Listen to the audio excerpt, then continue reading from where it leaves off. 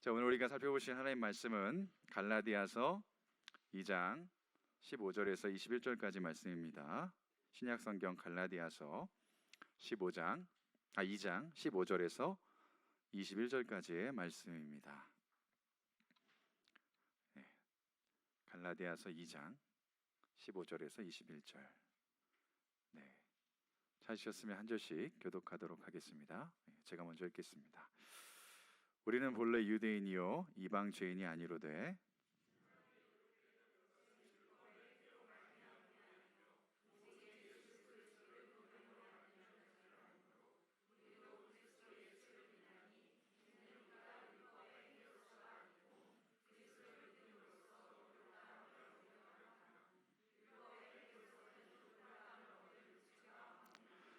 만일 우리가 그리스도 안에서 의롭게 되려 하다가 죄인으로 드러나면 그리스도께서 죄를 짓게 하는 자냐? 결코 그럴 수 없느니라.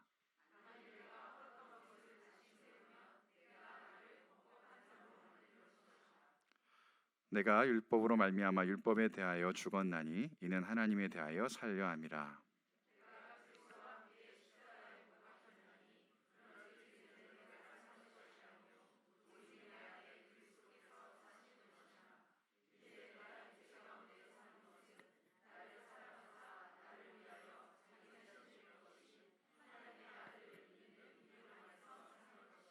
함께 읽겠습니다. 내가 하나님의 은혜를 패하지 아니하노니 만일 의롭게 되는 것이 율법으로 말미암으면 그리스도께서 헛되이 죽으셨느니라. 아멘. 아멘. 이 말씀을 통해서 하나님께서 여러분들 가운데 놀라운 은혜로 역사하시기를 바랍니다. 여러분, 교회를 다니는 사람이라면 복음이 중요하지 않다고 여기는 사람은 아마도 없을 겁니다. 지난주에 또 새생명 축제가 있었고 우리가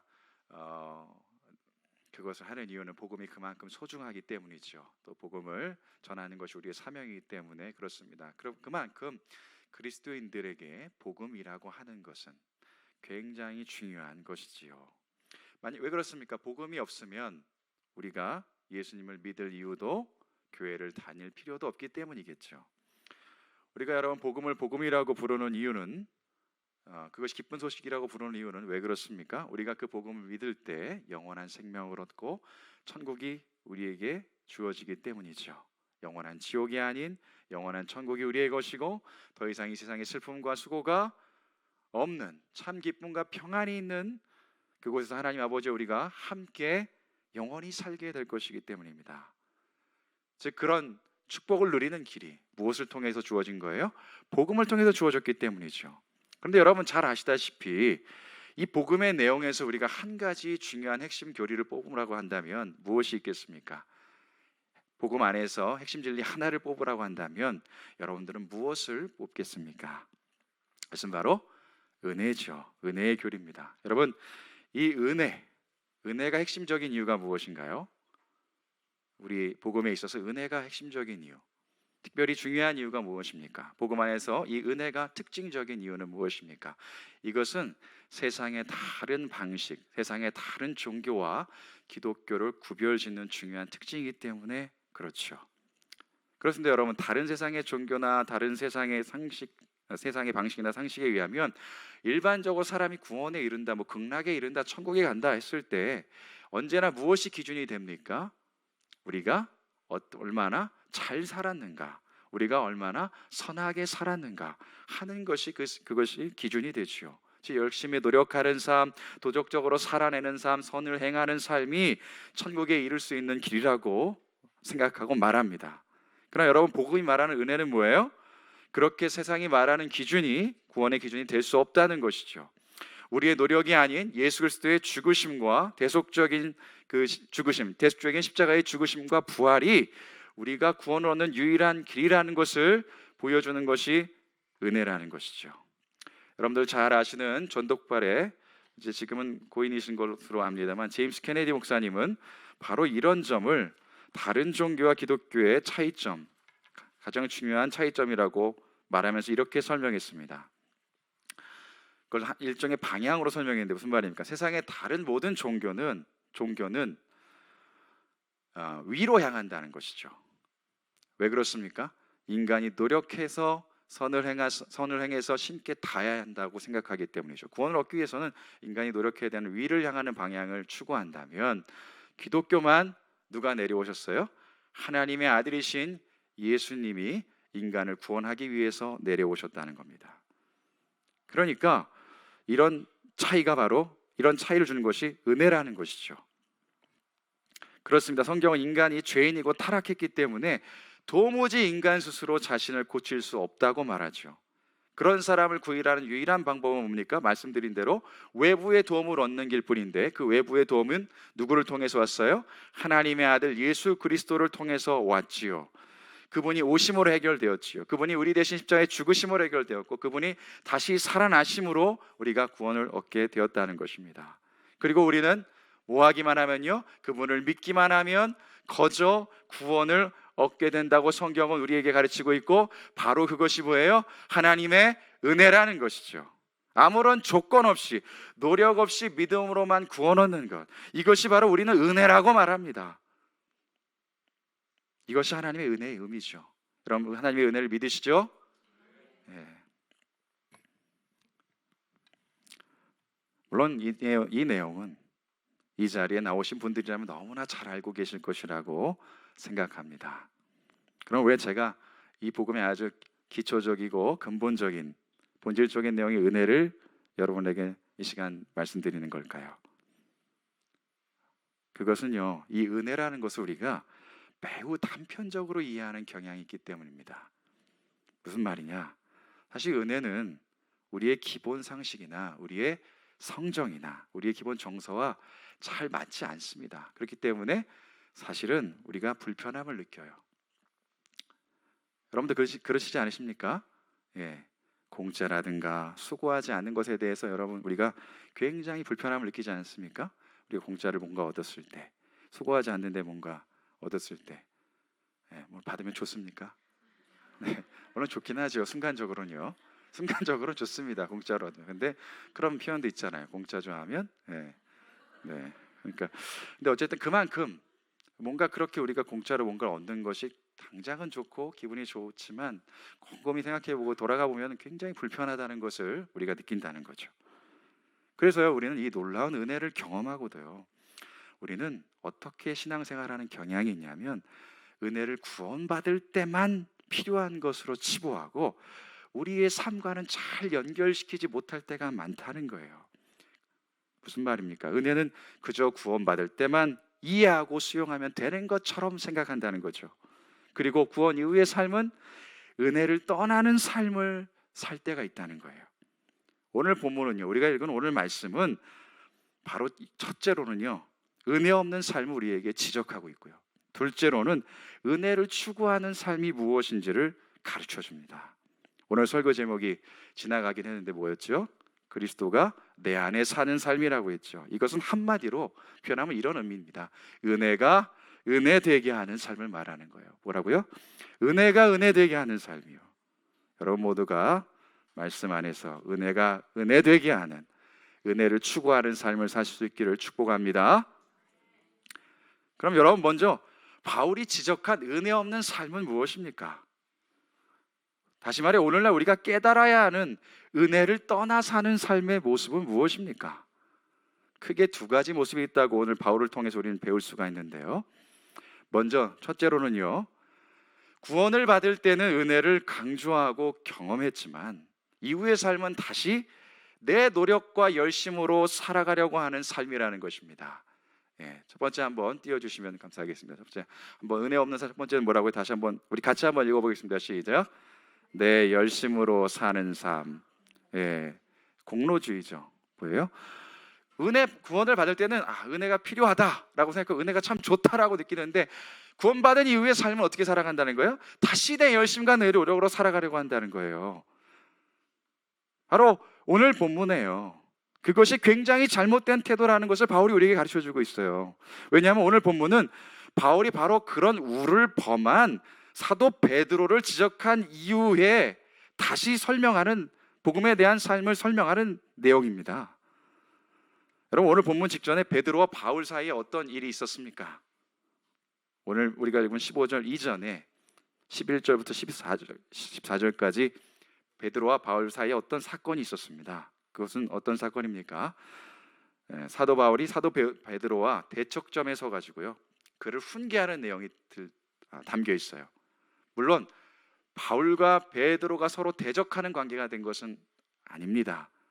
동일한 복음 안에 있는 형제입니다. 그러나 베드로가 어떤 실수를 했기 때문에 바울이 베드로를 지적하고 훈계하는 내용이 그 속에 있다는 거예요. 어떤 베드로가 잘못된 행동을 했기 때문이죠. 그럼 베드로의 잘못은 무엇입니까? 12절과 13절 우리 같이 한번 읽었으면 좋겠습니다. 같이 한번 읽겠습니다. 시작. 야고보에게서 온 어떤 이들이 이르기 전에 게바가 이방인과 함께 먹다가 그가 할례자들을 두려워하여 떠나 물러가매 남은 유대인들도 그와 같이 외식함으로 바나바도 그들의 외식에 유혹되었느니라. 아멘. 베드로의 잘못된 행위는 표면적으로 보면 어떤 잘못이 있었어요? 12절을 보면 베드로 일행이 이방인들과 식사를 하고 있었어요. 근데 할례자들이 온다는 소리를 듣고 어떻게 합니까? 그 식사하던 자리를 중단하고 피합니다. 왜 그렇습니까? 본래 율법은 함께 이방인과 식사하면 안 된다고 그렇게 구약에서는 기록되어 있기 때문이죠. 구약에서는 그렇게 구약의 율법을 기준해서 가르쳤기 때문이죠. 근데 여러분 잘 아시다시피 베드로가 이렇게 자리를 피하기 이전에 베드로가 먼저 경험한 사건이 있습니다. 그게 뭐예요? 여러분들이 잘 아시는 고넬료라고 하는 사람이 구원받은 사건입니다. 고넬료는 누군지 다 아시죠? 사도행전 11장을 보시면 이방인 백부장이 고넬료입니다. 그러니까 베드로가 이방인 백부장의 집에 찾아갔을 때 하나님께서 그 이방인 백부장의 가족에게 복음을 통해서 구원을 얻게 하시고 성령이 임하는 것을 경험하게 하십니다. 이로써 베드로는 그 경험을 통해서 유대인이나 이방인이나 다 동일하게 구원 얻는다는 것을 경험하게 됐어요. 그러니까 무슨 말입니까? 더 이상 그 의식적인 율법, 이렇게 같이 식사하면 안 된다, 이런 의식적인 율법이 구원 얻는 방법이 아니라는 것을 이미 알았다는 거죠. 그래서 함께 식사하는 것이 아무런 문제가 되지 않는다는 것 또한 베드로가 알고 있었다는 거예요. 그런데 그것을 깨달았는데 베드로가 오늘 그 사실을 알았음에도 어떻게 합니까?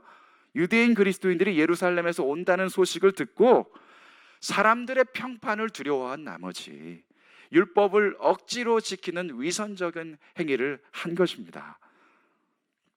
그런데 이런 베드로의 행위는, 그런 잘못된 행위는 단순한 문제가 아니었어요. 그냥 좀 한 번 실수한 정도의 문제가 아니었어요. 왜 그렇습니까? 왜냐하면 베드로의 그런 행위가요, 복음의 본질에서 이탈하는 행위였기 때문에 그렇습니다. 은혜를 저버리는 행위였기 때문에 그런 거예요. 바울이 14절에 그것을 이렇게 설명합니다. 우리 14절을 같이 한번 읽어보겠습니다. 시작. 그러므로 나는 그들이 복음의 진리를 따라 바르게 행하지 아니함을 보고 모든 자 앞에서 게바에게 이르되 내가 유대인으로서 유대인답게 살지 아니하면서 어찌하여 억지로 이방인을 유대인답게 살게 하려느냐 하였노라. 아멘. 아멘. 그렇습니다. 바울이 뭐라고 베드로를 지적해요? 빨간색으로 보면 복음의 진리를 따라 바르게 행하지 아니하였다, 이렇게 지적하는 거예요. 단순히 위선적인 행동 하나 했다는 게 문제가 아니에요. 그 위선적인 행동 안에 있는 문제가 뭐냐면 여기서 그들은 베드로의 일행을 얘기하는 거니까요. 그들은 베드로의 일행이 베드로가 뭘 잘못했다는 거예요? 복음의 진리를 따라 바르게 행하지 아니하였다는 거죠. 복음을 훼손하는 행위를 했다는 겁니다. 그럼 왜 이방인과 같이 음식을 먹지 않는 것이 복음을 훼손하는 행위입니까? 왜 그렇습니까? 결국 다시 뭐예요? 율법으로 돌아가는 행위였기 때문이죠. 은혜로 구원받는다는 것을 분명히 알고 있는데도 다시 율법을 지킴으로써 뭐 한 거예요? 율법을 지켜서 구원 얻는 사람들처럼 행동했으니까요, 복음이 은혜로만 구원 얻는다고 주장하는 복음의 내용을 훼손하는 행위를 베드로가 했다는 것이죠. 그것을 보고 바울이 베드로를 책망한 것입니다. 더군다나 베드로는 당시에 교회의 수장격인 존재지요. 그가 그런 행동을 취하면 어떤 신호를 지역교회에 전달하겠습니까? 주변의 이방인들 교회에 어떤 신호를 주는 것이겠습니까? 이방인 너희들도 나와 같이 유대인의 율법을 지켜야지만 구원받을 수 있다 하는 신호를 주는 것이니까요. 바울이 그것에 대해서 지적한 것이죠. 그리고 오늘 이어지는 바로 그 15절 이하의 내용은요, 왜 자신이 베드로의 그런 행위가 왜 복음에 합당하지 않은가 하는 것을 변증하고 이제 복음 안에 사는 삶이 무엇인지를 다시 한번 설명하는 것입니다. 다시 말해 율법을 지켰음에도 하나님 앞에 불순종했다는 말하는 이유가 무엇입니까? 15절과 16절이 그 내용이죠. 먼저 15절을 보시면요, 15절 같이 읽어보겠습니다. 시작. 우리는 본래 유대인이요 이방 죄인이 아니로되. 예, 여기서 우리는 아마도 우리라는 것은, 여기서 우리라는 표현이요 처음 나오는 주어죠. 우리는 아마도 바울과 베드로 둘 다를 말하는 것이라고 생각합니다. 둘 다 유대인이죠. 유대인이면서 그리스도인입니다. 어쨌든 둘 다 유대인인데요, 둘 다 유대인이고 본래 구약의 기준으로 본다면 율법을 준수하는 사람들이고 율법 안에 있었던 사람들입니다. 그래서 구약의 기준으로 봤을 때, 또한 지금 유대인 그리스도인들이 주장하는 바처럼 율법을 지키고 있는 사람들의 기준에서 봤을 때 어떤 사람들이었어요? 이방인과 같은 죄인은 아니었다라고 말하죠. 이방 죄인은 아니로되. 근데 16절에 보시면 또 뭐라고 이야기합니까? 16절을 같이 한번 읽어보겠습니다. 16절 읽겠습니다. 시작. 사람이 의롭게 되는 것은 율법의 행위로 말미암이 아니 오직 예수 그리스도를 믿음으로 말미암는 줄 알므로 우리도 그리스도 예수를 믿나니 이는 우리가 율법의 행위로서가 아니고 그리스도를 믿음으로써 얻으려 함이라. 율법의 행위로서는 의롭다함을 얻을 육체가 없느니라. 아멘. 그런 율법을 준수하고 이방인과 구별되었다고 생각했던 우리들, 베드로와 바울이 깨달은 것이 있는데, 그것이 뭐라는 거예요? 바로 율법을 지키는 것으로 절대로 하나님 앞에 의롭다 함을 얻을 수 없다는 것을 깨달았다는 거죠. 구원받을 수 없다는 것을 알았다는 거죠. 그래서 우리 유대인들조차도 뭘 알았다는 거예요? 율법의 행위가 아니라 그리스도를 믿음으로 의롭다함을 얻게 된다는 것을 알았다는 거예요. 그래서 우리가 그리스도를 믿음으로 의롭다함을 얻는 구원에 이르렀다는 것을 말하는 것입니다. 그렇죠. 과거에는 유대인들은 율법을 지킴으로 선민이고 의롭고 구원받은 하나님의 백성인 줄 알았고, 이방인은 외인이고 죄인이고 버림받은 사람인 줄 알았는데, 하나님을 알고 보니까 율법의 기준은 절대적인 것이기 때문에 우리 유대인들이나 이방인들이나 율법을 지켜서는 구원을 얻을 수 없는 것이구나 하는 것을 깨달았고, 오직 하나님이 새롭게 우리에게 제시하신 구원의 길, 그게 누구예요? 예수 그리스도만을 믿는 것이 우리가 의롭다함을 얻고 구원받는 길이구나 하는 것을 깨달았다는 거죠. 그래서 바로 말씀드린 것처럼 베드로가 그것을 알고도 위선적인 율법을 지킴으로 위선적인 태도를 취했기 때문에 이것을 지적했다는 거죠. 여러분, 중요한 것은 이것입니다. 여러분, 우리들은 어떻다고 생각하십니까? 우리들은 어떻다고 생각하십니까? 이 바울이 베드로에게 한 지적이요, 오늘날 우리에게는 타당하지 않을까요? 여러분, 우리도 신앙생활 어떻게 하고 계시다고 생각하십니까? 우리 자신은 신앙생활 어떻게 하고 계십니까? 은혜의 복음을 들을 때는 감격하고 예수 그리스도를 믿음으로 구원은 받았지만 그 이후에는 은혜는 고스란히 우리의 마음의 책상 안에 있는 서랍 한켠에 넣어두고 꺼내보지 않는 그런 신앙생활을 하고 있지는 않습니까? 다시 과거의 내 모습으로 돌아가서 내 열심으로, 내 헌신으로 신앙생활하고 있지는 않으십니까? 어떠세요?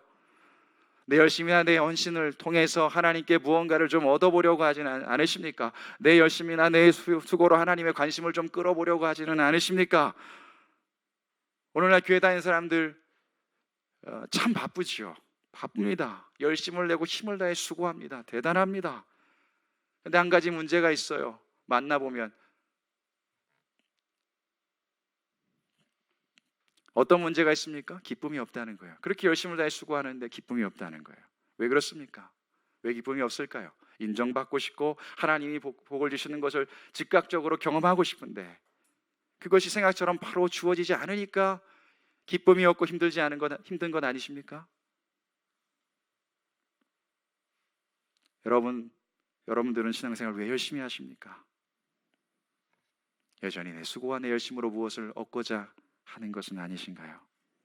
여러분, 오늘 본문에 나타난 베드로의 태도가, 베드로의 모습이, 유대인 그리스도인들의 주장이 바로 그런 주장이고 그런 실수고 복음에 대한 이해가 부족한 사람들의 태도인 것입니다. 여러분, 우리가 이런 태도의 자리에 있다면 다시금 어떻게 해야 되겠어요? 회개하고 은혜의 자리로 돌아갈 수 있기를 바랍니다.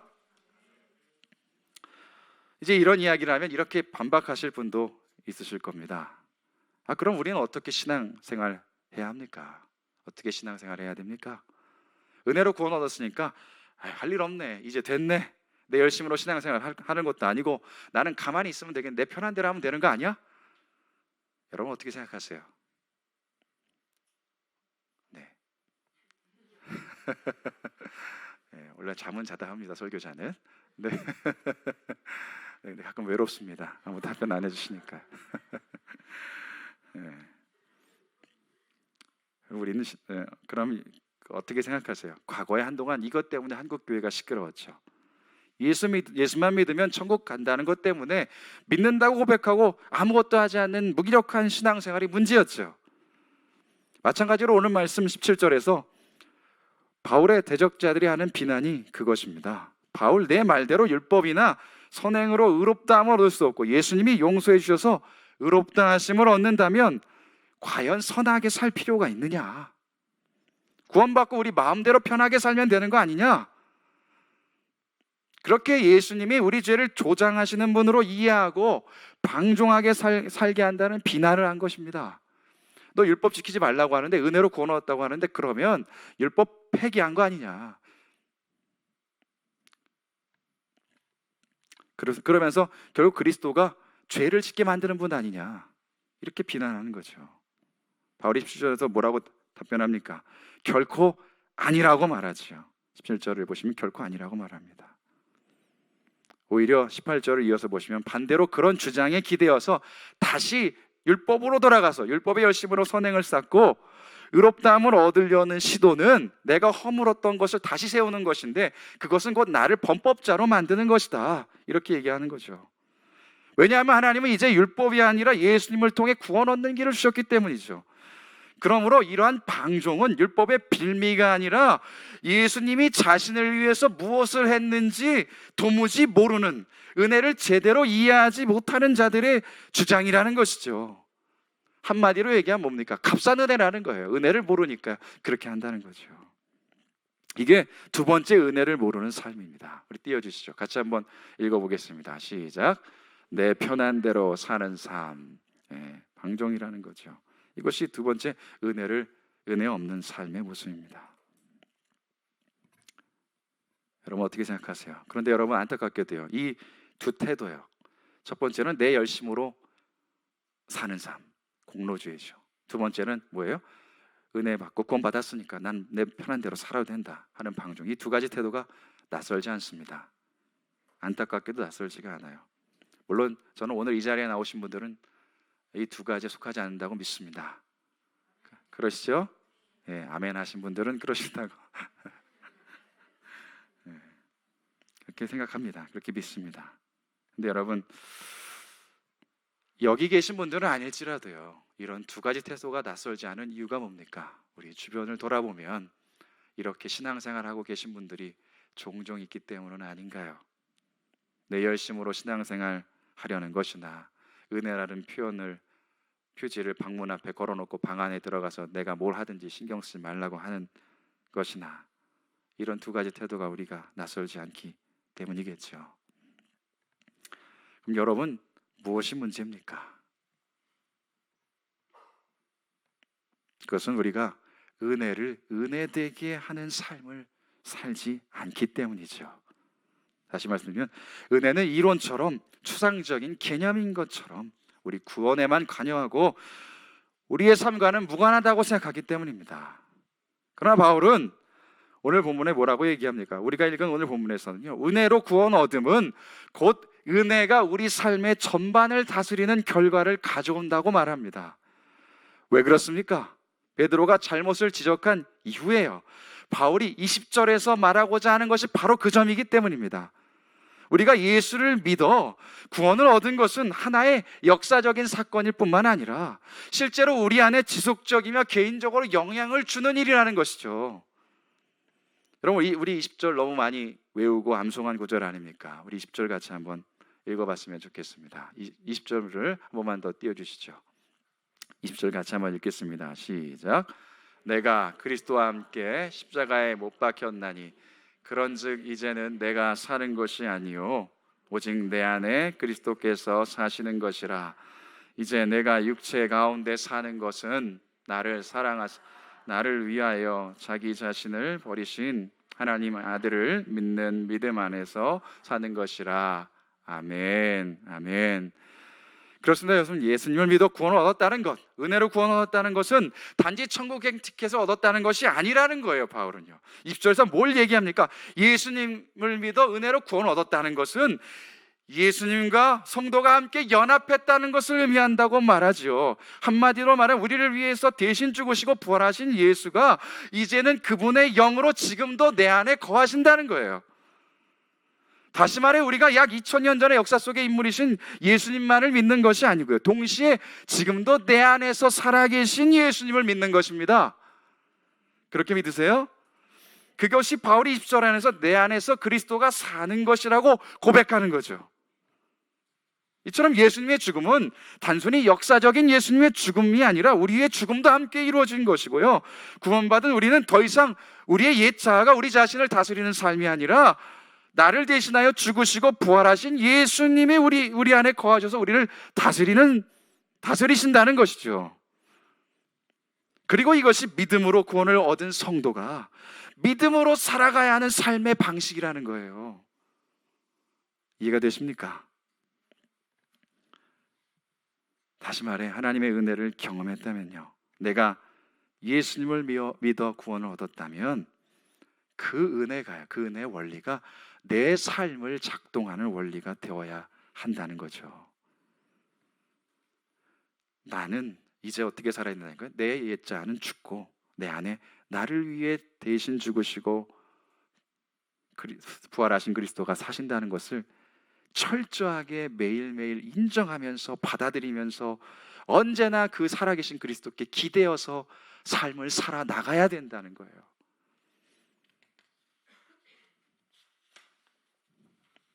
여러분 모두가 그렇게 사실 수 있기를 주님의 이름으로 축복합니다. 그렇다면 그것이 구체적으로 무엇입니까? 우리가 두 가지 삶에 적용할 것을 생각해보고 이제 말씀을 마치고자 합니다. 첫 번째로는요, 베드로의 실수를 정반대로 뒤집는 삶입니다. 무슨 말입니까? 한번 따라해 보실까요? 내 힘으로 사는 것을 내려놓는 삶. 네, PPT가 없습니다. 그냥 따라해 주시면 됩니다. 다시 한번 해볼까요? 내 힘으로 사는 것을 내려놓는 삶. 네, 그렇죠. 20절에 예수 그리스도를 의지하며 산다는 것은 추상적인 개념이 아니에요. 우리가 매일의 삶 속에서 추구해야 하는 삶이라는 거예요. 그것이 지금의 내 삶과 내 미래를 보장해주는 삶이라는 거예요. 우리의 노력과 열심으로 우리가 무언가를 이루는 것이 구원이 아니라면, 우리 은혜로 구원을 얻은 것이라면 예수님을 철저하게 의지함으로써 살아가는 것이 우리의 미래와 우리의 삶을 보장해주는 삶이라는 거죠. 여러분 그렇습니다. 우리가 미로 같은 세상, 터널 같은 미래를 지나갈 때 우리는 불안합니다. 또 우리의 구원도 늘 그렇게 우리의 열심으로 이루려고 하기 때문에 불안하죠. 그러나 여러분, 우리에게는 우리 안에 예수님이 사신다는 것은 뭐가 보장되어 있다는 거예요? 최종 승리가 보장되어 있다는 것이죠. 그렇죠? 네, 그렇기 때문에 우리가 예수님을 매일같이 의지하며 살아갈 때 우리에게는 어떤 복이 또한 따라옵니까? 우리는 연약하고 앞이 보이지 않더라도 그 주님을 의지하며 살아가면 최종적으로는요, 우리는 어디에 이르게 될 거예요? 예수님이 진짜 완성하신 구원의 자리에 우리도 이르게 된다는 것입니다. 바로 그것이 뭐예요? 우리가 은혜가 은혜되게 하는 삶을 살아나가는 삶의 방식이라는 거예요. 여러분, 팀 켈러 목사님은 어떤 그 다른 복음서에 대한 책에서 이런 묘사를 하신 적이 있습니다. 어떤 동화에서 따온 이야기인데요. 어떤 한 동화의 그러니까 동화죠. 동화의 주인공이 터널 안에 있습니다. 캄캄해요. 아무것도 보이지가 않습니다. 앞에 웅덩이가 있는지 뭐 자갈이 있는지 보이지 않아요. 근데 그 터널을 나갈 수 있는 한 가지 방법이 있었습니다. 그게 뭐냐면 실을 붙드는 거예요. 근데 그 실을 잡고 있는 사람은 어디 있을까요? 터널 밖에 있습니다. 그리고 그 터널 밖에서 그 터널을 지나온 길을 아는 사람이에요. 그럼 여러분, 이 동화에 나온 주인공이 터널 밖을 나가는 가장 안전한 길은 무엇일까요? 자기가 머리 싸매고 열심을 내서 어디가 웅덩이 있는지를 추적하고 파악해서 나가는 걸까요? 아니죠. 뭐만 따라가면 돼요? 이 실만 붙들고 따라가면 되는 거예요. 여러분, 이것이 무슨 삶이에요? 은혜가 은혜 되게 하는 삶이라는 거예요. 여러분, 그렇기 때문에 바울은 옥중에 있어서 평안할 수 있었고, 그렇기 때문에 바울은 나중에 뭐라고 고백할 수 있었던 거예요? 나의 나 된 것은 오직 예수 그리스도의 은혜라고 고백할 수 있었던 겁니다. 여러분 모두가 이런 은혜가 은혜되는 삶을 사실 수 있기를 바랍니다. 이제 두 번째로, 은혜가 은혜되게 하는 삶의 방식, 그리스도가 내 안에 사는 삶이란 무엇인가? 두 번째는요, 따라해 보실까요? 내가 어떠한 사랑을 받고 있는지 늘 기억하는 삶. 여러분 좀 길죠?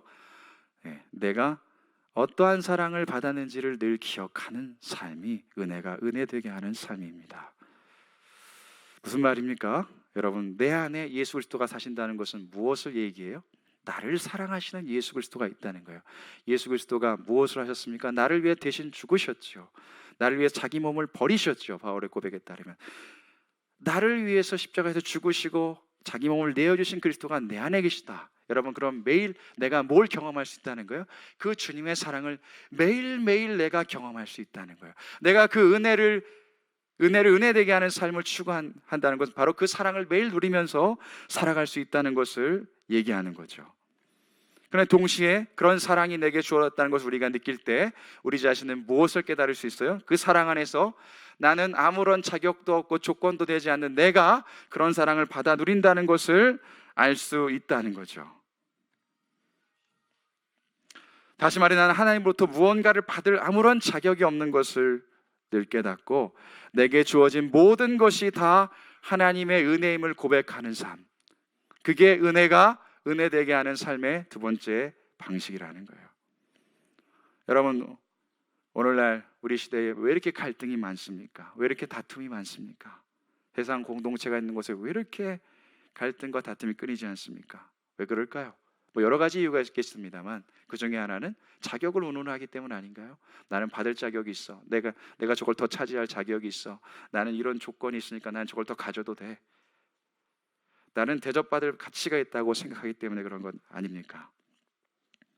내게 주어진 모든 것이 다 내가 받을 만해서 내게 주어졌다고 생각하는 것 때문 아닌가요? 여러분, 그러나 은혜가 은혜되는 삶을 사는 우리들, 교회 공동체는 어때야 될까요? 달라야겠죠. 내 안에 예수가 사신다면 뭐예요? 내가 받은 모든 것이 다 은혜임을 고백하는 삶이라는 것이죠. 신방을 하다 보니까 이런 고백을 하는 분들을 간혹 만납니다. 죽을 고비를 넘기고 나니까 내게 주어진 삶이 다 하나님 주신 덤입니다. 저 역시 그런 고백을 들으면 참 큰 도전이 돼요. 이제 내게 주어진 남은 삶은 하나님께서 덤으로 주셨다. 감사하며 살 수밖에 없다. 어떻게 생각하십니까? 그럼 우리는 반대로 아직 고비를 안 넘겼으니까 우리의 삶은 받을 자격이 있는 것입니까? 제가 곰곰이 생각해 보니까요, 우리에게 주어진 모든 것이 사실은 다 선물이고 덤이고 축복이군요. 그런 생각이 들었습니다. 우리가 구원받기 이전이나 이후나 영원한 삶 모든 것이 다 은혜요 선물이라는 것입니다. 우리가 예수를 믿고 나면 그것이 깨달아지는 것 아니겠습니까? 내가 하나님께 구원받을 만한 자격이 있어서 구원받았습니까? 내가 이 땅에 태어날 만한 자격이 있어서 태어난 것입니까? 내가 그렇죠. 영원한 생명 천국에 들어갈 만한 자격이 있어서 천국에 가는 것입니까? 그럼 여러분 우리가 어떻게 살아야 되겠습니까? 주님이 내 안에 사신다면 늘 내가 하나님 앞에서 자격이 없고 조건도 내세울 것이 없다는 것을 인정하면서요, 감사하며 살아야 될 것입니다. 마지막으로 한 가지 예만 말씀드리고 마치겠습니다. 이미 고인이 되신 존 스토트 목사님을 여러분 잘 아실 겁니다. 너무나 유명하신 분이죠. 그분의 조교 중에 그 목사님 모셨던 조교 목사, 지금 이제 목사님이신 것 같은데요. 연고 조교 중에 한 분이 겪었던 일화를 소개한 내용입니다. 그분이 3년간 존 스토트 목사님을 섬겼다고 해요. 조교로요. 이제 초기에 이제 목사님을 섬기면서 이제 몇 달이 지난 이후에 조교니까 이제 아침에 그냥 커피를 한 잔 타드렸다 그래요. 믹스 커피 같은 걸 한 잔씩 이렇게 타드렸다 그래요. 오전 11시만 되면.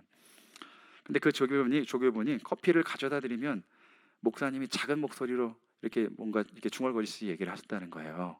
이제 뭐라고 얘기를 하냐면 이렇게 얘기하셨다고 합니다. 저는 이럴 만한 자격이 없어요. 저는 이럴 만한 자격이 없어요. 처음에는 재밌게 생각했다 그래요. 예.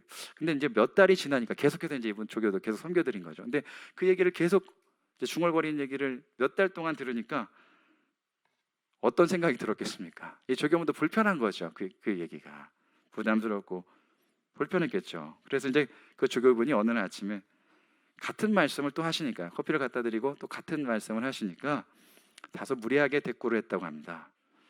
목사님 충분히 자격 있으세요. 이렇게. 저는 이럴 만한 자격이 없으니까 목사님 충분한 자격 있으세요. 이렇게 약간은 무례하게 대꾸를 한 거죠. 그러니까 이제 그 얘기를 딱 들으시고 존 스토트 목사님이 진지한 표정으로 그래서 미소를 띄우면서 이렇게 답변해 주셨다고 합니다. 은혜의 신학을 올바르게 이해하지 못했군요. 근데 진지한 말씀이에요. 진지한 말씀이에요. 이제 그 조교분은 어색하게 이제 활짝 웃고 이렇게 대답했다 그래요. 커피 한 잔일 뿐인데요. 뭘 그렇게까지 생각하세요? 라는 얘기죠. 근데 이제 그렇게 말하면서 나오는데 부엌으로 다시 가는데 이렇게 말하는 작은 소리가 들렸다고 합니다. 그것이 정말 중대한 일의 시작점이죠. 뭐라고요? 그것이 정말 중대한 일의 시작점이죠.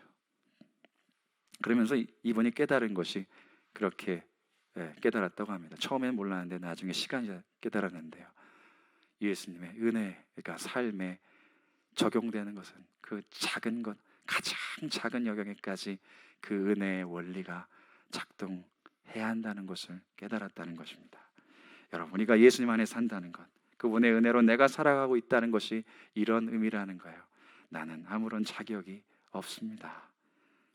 우리 모두가 주님 앞에서 무익한 종임을 늘 인정하고 감사함으로 은혜 가운데 하루하루 살아가기를 주님의 이름으로 축복합니다.